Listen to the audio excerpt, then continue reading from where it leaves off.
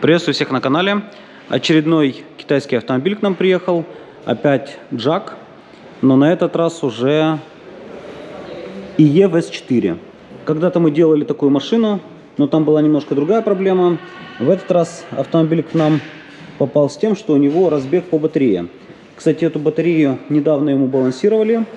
Не мы, а на другом сервисе. И надо уточнить у владельца, что ему сказали, до чего добалансировали, потому что сейчас автомобиль из, как владелец сказал, 60 киловатт проезжает на 30 киловатт. Насколько я понял из разговора с клиентом. В общем, будем диагностировать и смотреть, что у нас за проблема и как с ней будем бороться.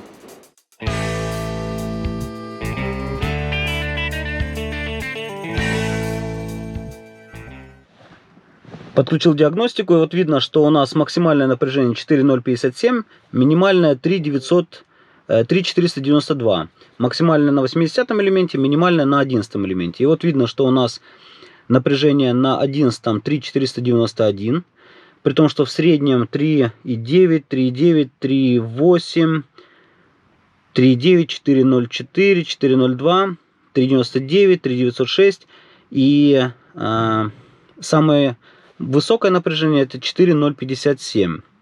То есть у нас разбег составляет почти 600 милливольт. Без малого. 540 с лишним милливольт. А это, конечно, очень много. И, естественно, она будет заряжаться по напряжению максимальной, а выкатываться по напряжению минимальной. И много проезжать не будет. При этом, если бы это было бы, скажем, Тесла, то при таком дисбалансе автомобиль уже стал бы кирпичом. Он был бы неподвижен. Но китайцы в этом смысле посчитали, что не сильно это критично. И с большим разбегом единственное контролируется максимальное и минимальное напряжение. И, соответственно, выкатывается и заряжается до этих напряжений. В общем, надо будет... Владелец сказал, что ему уже эту батарею балансировали. Но судя по тому, как здесь отбалансировано, тем более это литий-ионная батарея, не литий-железофосфатная, она балансируется проще. Но в любом случае разбаланс здесь очень здоровый. Надо будет теперь снимать батарею, промерять емкость на 80 элементе и на 11 элементе, сравнивать эту емкость и дальше принимать решение, балансировать ее или же эту батарею уже ничего не спасти. В общем, будем согласовывать снятие батареи и ремонт ее. Кстати, попробую сейчас еще подключить другую диагностику лаунч и посмотрим, будет ли лаунч видеть эти напряжения на элементах. Потому что китайская очень хорошо показывает напряжение, а будет ли видеть ее лаунч, пока не знаю.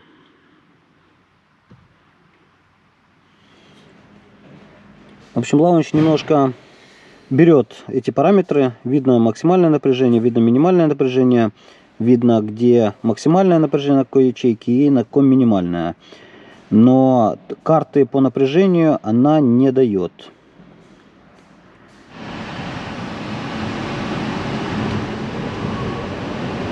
Так, под резким газом у нас 611 милливольт дельта. При рекуперации у нас особо не меняется дельта. Как была 611 милливольт, так и остается.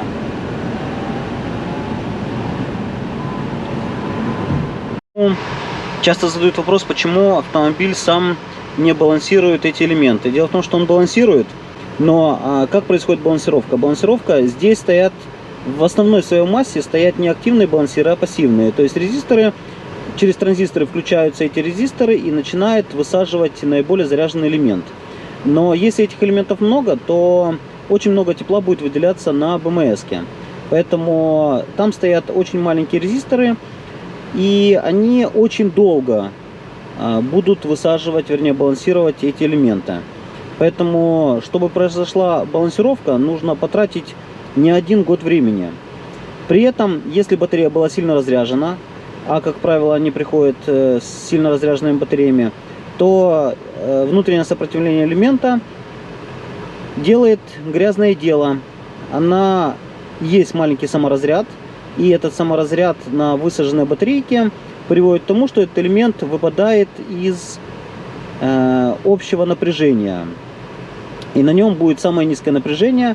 В вследствие чего батарея просто не сможет зарядиться. Понятно, что это происходит из-за того, что на каком-то элементе очень высокое, ну не очень, а более высокое внутреннее сопротивление. Но когда этот элемент стоит в сборке батареи и автомобиль каждый день работает, то это внутреннее сопротивление настолько мизерное, что в принципе балансиры справляются.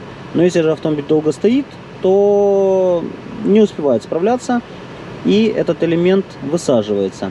В общем, именно из-за этого и происходит разбалансировка на автомобилях, которые очень долго ехали в Украину и стояли разряжены. Если бы она стояла заряжена на 60%, это самый оптимальный период, самое оптимальное напряжение для хранения элементов, то с большей долей вероятности все было бы хорошо. Но, к сожалению, бывает такое, что автомобиль в Китае купили, проехали, здесь на автомобиле 28 тысяч километров, проехали, поставили, она постояла, потом с Китая в контейнере шла в Украину и приводит к таким последствиям. В общем, я считаю, что этот элемент можно зарядить, потому что у нас разбаланс никуда не уходит, несмотря на то, что когда напряжение ниже номинала, то уже кривая, график разряда и заряда чуть другой. Этот элемент, по идее, должен разряжаться чуть быстрее. Но, тем не менее, он пока не разряжается. Дельта у нас особо сильно не меняется. Сейчас у нас на 612 милливольт. При напряжении батареи 377 вольт и максимальное напряжение 396. В общем, по идее, этот элемент еще сильнее должен был разряжаться, но он не разряжается. А значит, что его можно зарядить и отбалансировать батарею, потому что даже если мы этот элемент зарядим, то у нас все равно больше 200 милливольт будет дельта, а это тоже многовато. Поэтому нужно более тщательно балансировать эту батарею, и я считаю, что она будет ходить. Но главное, чтобы опять ее не оставить на долгое хранение. В общем, вот так вот. Будем согласовывать снятие батареи и балансировку. Зарядили автомобиль и повторно подключил диагностику. Вот что мы имеем. Вот такие вот у нас параметры напряжения. И 11 элемент у нас все так же слабенький самый, 3,5 вольта, 3,587 вольт. И в целом разбег по батарее, вот видно 3,584 и 4,098. То есть у нас максимальный разбег 518 милливольт, вот у нас отмечено. Но в целом, даже если не брать вот этот элемент, у нас есть элемент 3,880. Это тоже порядка 200 милливольт по сравнению...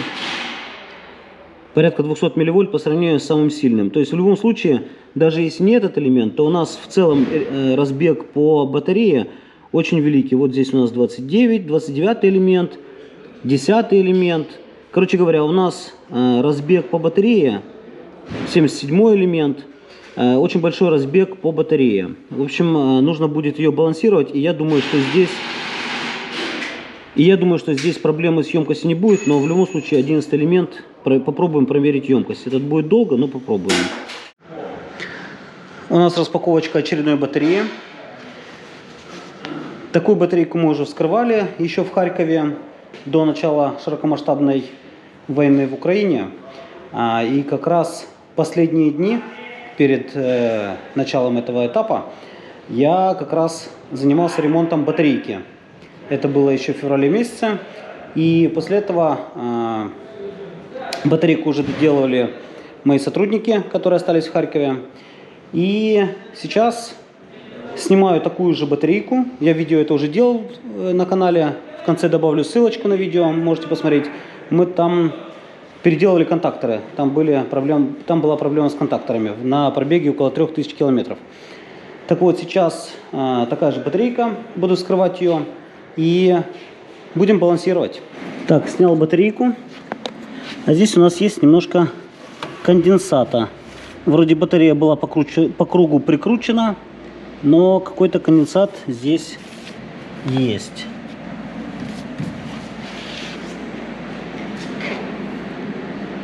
На самой батарее ничего такого не видно. Такие у нас модули. И тогда уже смотрели, здесь идут цилиндрические элементы. И, кстати говоря, они в термоусадке. Вот видны элементы, и они в термоусадке. Здесь диаметр чуть больше, чем на тесловской. В общем, сейчас нужно будет найти этот элемент, который у нас разряженный, и промерить емкость, и потом согласовывать насчет балансировки. Но по большому счету, мне кажется, что здесь проблема все-таки именно с балансировкой. Здесь хотелось бы сделать небольшую паузу на дисклеймер. Мне неоднократно писали в комментариях по поводу того, чтобы рассказать про технику безопасности при работе с электромобилями. Так вот, я сразу хочу сказать, что высокое напряжение может быть даже там, где оно не предусмотрено. И последствия могут быть очень опасны для жизни. Поэтому настоятельно рекомендую получить доступ для работы с высоким напряжением. Мы уже привыкли к подлости РФ в желании уничтожить как можно больше населения Украины разными методами, в том числе оставляя без света и тепла в городах. И даже успешно помогаем бороться с этим, донатя на ЗСУ. А вот по работе с высоким напряжением нужны знания и осторожность. Так, перед работой, естественно, надо снять чеку, для того, чтобы разорвать цепь. И батарейка стала безопасная для человека.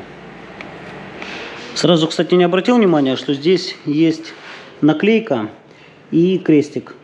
Видимо, первоначально, когда балансировали ее, именно с этим модулем была проблема. Ну а сейчас вычислю, какой у нас модуль сейчас, самый слабенький. Хотел провести замеры модулей, хотя бы сравнить между одинаковыми. И меня здесь немножко смутило вот это вот потемнение вот этой шины. И когда снял нагреватель, увидел, что здесь что-то было. Здесь была какая-то высокая температура по какой-то причине. И пластик поплавился. И по ходу шину на шине срезали болты. И на удивление они находятся снизу. И, видимо, с той стороны то же самое было снизу. И не могли их выкрутить. И, видимо, резали. Ну, только этим можно объяснить то, что был сильный нагрев. Но опять-таки, насколько должен был быть сильный нагрев, чтобы... Хотя нет, там видны окалины. И, скорее всего, что-то коротнуло. Очень добряче коротнуло, нагрелось. Пластик поплавился. Здесь, вот на элементе поплавился пластик. И шина сама, которая соединяет этот модуль и, возможно, этот модуль, она тоже очень сильно нагревалась. Так, произвела замеры модулей. Здесь у нас 1642, это у нас первый модуль. Здесь напряжение у нас 4 вольта, то есть здесь 4 последовательных соединения. Здесь у нас 20 вольт, ну плюс-минус, здесь по 5. Это у нас первый модуль. Дальше пошли они вот так, так, так. На чеку пошел верхний модуль и возвращается сюда. Так вот, у нас 1642. Дальше 236, 1941. Кстати, этот модуль как раз и помечен крестиком. 2044, 2052, 1991. То есть разбег у нас большой даже среди модулей. Среди больших модулей, где 40-вольтовые, то 10 последовательных соединений, у нас вот 41 вольт, 39,81, 40,76, 39. То есть у нас здесь около 1 вольта разбег. И 19,41. Здесь что-то в районе тоже вот 20,52. То есть и здесь 1 вольт. Но проблема в том, что эти модули, если через провода балансировать, я их буду балансировать чуть ли не вечность. Поэтому в идеале, конечно, снять эти элементы и поставить на наш стенд. На этот стенд, на котором мы балансируем никель-металлгидридные батарейки. И мы бы это смогли сделать намного быстрее. Но проблема в том, что они у нас идут одним корпусом в сборе. То есть их нужно все вот так снимать. И вопрос, как их цеплять, и сколько они весят. Вот есть места для зацепов. То есть вот есть места для зацепов, за которые их можно зацепить и снять. В общем, скорее всего, так и будет, что снимем модули, разберу их и буду балансировать уже, цепляясь на полигоны. Это будет гораздо быстрее. И заодно сможем проверить и емкость. Даже на самом заряженном модуле, на котором 41 вольт, у нас дельта 45 милливольт. Сейчас буду заряжать их полностью. И эти модули заряжу отдельно, а те уже буду снимать, балансировать на стенде. Сняли модуль. И вот теперь можно сблизи посмотреть, что здесь коротнуло. Очень похоже, как раз вот в этом месте идет крепление модуля. И очень похоже, что когда снимали модуль, коротнули шину. И где-то еще шина, видимо, лежала на корпусе. И вот произошел фейерверк. Я думаю, что можно было испугаться сильно. Из-за этого эта часть сильно нагрелась, этот полигон, и до такой температуры, что пластик поплыл. Вот так выглядит демонтированный модуль. И сейчас я его разберу. Он у нас стянут струнами. Вот одна струна. М6 шпилька. Вот так вот выглядит. С той стороны аналогичная струна. А здесь стоят вот такие струны, которые пронизывают насквозь эти модули. В общем, сейчас разберу. Достану вот этот модуль. И буду промерять на нем емкость, для того, чтобы дать информацию владельцу о том, получится ли эту батарею оживить или нет. А этот модуль у нас пока балансируется.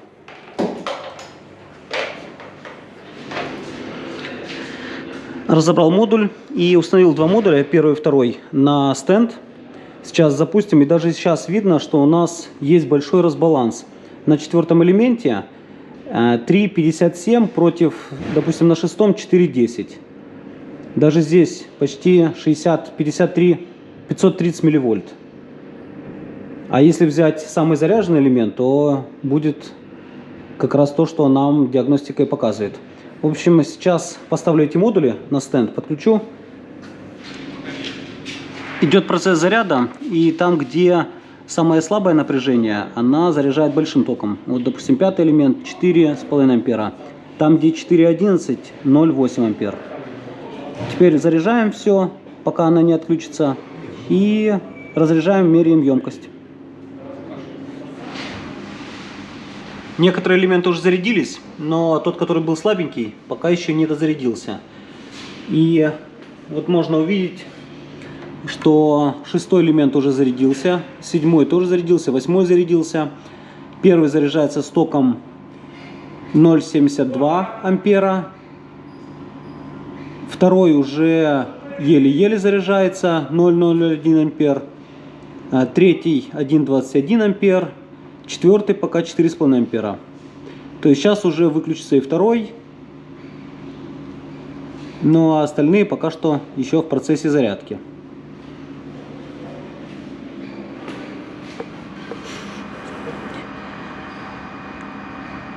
И эти элементы еще пока балансируются. Второй элемент самый заряженный, 4,1 вольт.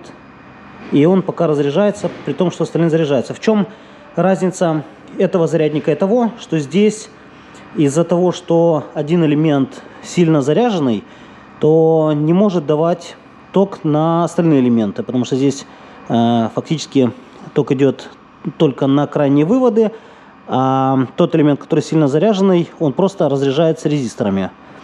Поэтому если будет сильно большой ток, то резисторы не будут справляться, и второй элемент выскочит за пределы допуска. А этот стенд, каждый канал работает независимо друг от друга, поэтому один может заряжать, при этом другой разряжать. Разные варианты попробовал для зарядки. И сейчас поставил по 4 канала на одно последовательное соединение. Поэтому такое количество крокодилов здесь. Но теперь у нас Это один канал, это второй канал, это третий, это четвертый, это пятый. Здесь 5 последовательных соединений. И вот видно, что первый, второй, третий и пятый каналы заряжены. 4,095 вольт, а третий, вернее, четвертый пока заряжается. Заряжается в общей сложности 8, 10, 12 с лишним ампер. Контролирую температуру, чтобы не было перегрева. И сейчас дозаряжается, и поставлю этот модуль на разряд, для того, чтобы проверить емкость. Вот только для того, чтобы проверить емкость, тратится куча времени. Подходит замер емкости к завершению. Уже напряжение везде 3,1 вольт. И как раз и выставляли 3,1 вольт. Это примерно такое напряжение, до которого разряжаются батарейки в автомобиле. Вообще емкость меряется до 2,7 вольта. Но по сути нам это не нужно. Нам нужно сравнить, как себя будут вести эти емкости на автомобиле. И вот у нас уже что есть. Есть 34, 34, 35. Четвертый у нас самый слабый. 31, 30, 29, 30. То есть здесь у нас около 120 ампер-час. На этих элементах у нас уже почти, сколько это получается, 34, 70, 140 ампер-час почти нагнала. То есть здесь она дойдет до 150 ампер-час. Здесь же у нас емкость будет меньше. То есть этот элемент все-таки немножко пострадал. Но посмотрим, сколько у нас будет по итогу. По моим подсчетам получилось, что у нас на одном элементе 137 ампер, на втором 143, 137, 122, 137. То есть разбег примерно 12%. Сейчас батарейку поставил обратно на зарядку. Заряжаем батарейки. Напряжение плюс-минус одинаковое, от 3,55 до 3,59. Вернее, вот 3,62 есть. И параллельно еще заряжаем элементы с батареи Ford Focus Electric. Очередной Ford Focus приехал. Правда, этот автомобиль уже был разобран в Америке. Его сделали, чтобы он хоть как-то ездил, но пока не знаю. Пока в процессе. В общем, сейчас заряжу этот модуль и буду заряжать остальные. Согласуем с владельцем, что дальше делаем. С этими 12%, в принципе, не критично, но все-таки есть разница. Добалансировались наши элементы, и вот можно посмотреть результат. Несмотря на то, что даже в начале выключал, когда переподключал каналы, но тем не менее у нас разница в балансе была 46 ампер-час максимальная, а это примерно треть емкости батареи. Вот так вот. В общем, сейчас теперь эту батарею собираем и устанавливаем на автомобиль. И посмотрим, что у нас с этого выйдет. Батарея у нас собрана, отбалансирована. И на всякий случай вскрыл крышку БМС для того, чтобы тепловизором посмотреть, не греются ли какие-нибудь здесь компоненты. Бывает такое, что пробит ключ, который отвечает за включение резистора. И резистор постоянно греется, и вследствие чего высаживает элемент. Но у нас здесь все холодное. Никаких компонентов у нас не греется. И с обратной стороны то же самое.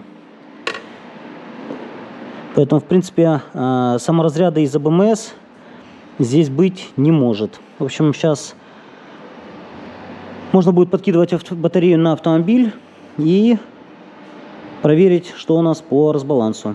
В общем-то, сейчас это и сделаю. А так выглядит БМС-ка вблизи. Никаких активных балансиров здесь нету. Все только за счет резисторов. За счет резисторов она разряжает самый заряженный элемент. Если элемент провалился по напряжению, то зарядить его БМС-ка физически не может. Она может только разрядить соседние. Но при этом тогда будет очень много энергии уходить в тепло. И, естественно, это будет очень долго. Если что-то разряжает элемент, или элемент просел, то выровнять он его сможет только через много-много часов. Вот такая вот ситуация. В общем, сейчас скручиваю БМС-ку и собираю ее. И в принципе все. Короче, дельта у нас сейчас 0,35 милливольт.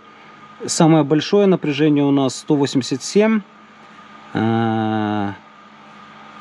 Следующее 182. То есть 5 милливольт. Короче говоря, разбег у нас сейчас 35 милливольт. Больше равнять ее не вижу смысла, потому что в любом случае элемент слабенький. Но 35 милливольт это уже не 600 милливольт. Это мы уменьшили в 20 раз разницу. Поэтому в принципе это уже терпимо. И автомобиль будет ездить, никаких проблем не будет. И по температуре у нас 19 и 16. Все, теперь батарею можно будет собирать и устанавливать на автомобиль. Так, теперь у нас тест-драйв. Так как Russian Federation нас обстреливает, поэтому приходится работать, когда есть электроэнергия. И сегодня воскресенье. По воскресеньям тоже работаем. И город сегодня свободный, пустой, поэтому можно будет спокойно протестировать машину. Конечно, будем кататься недолго, так как времени нету, но как минимум для теста можно будет. Вот у нас 11 элемент, который был самый слабый, сейчас 0,148 милливольт, ой, 448 милливольт. Рядом у нас 447 милливольт. Короче, дельта у нас 0,36. Дельта у нас 36 милливольт. Проехал 8,7 километра, показывает 85% заряда остаточного и 349 километра пробега.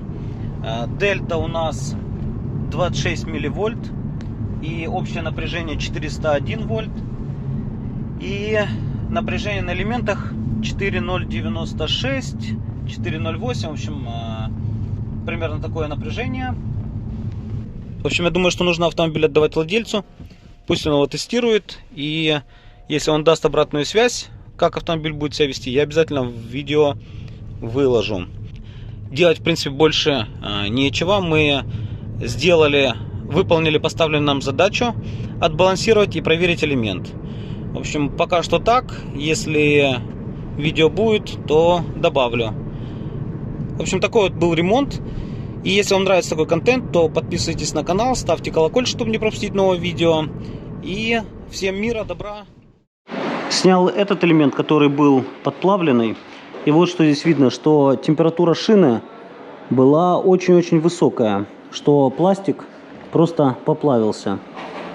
Закладные, которые держат шину, они тоже вылезли с пластика и теперь висят в воздухе. Скорее всего, это никаким последствиям не привело.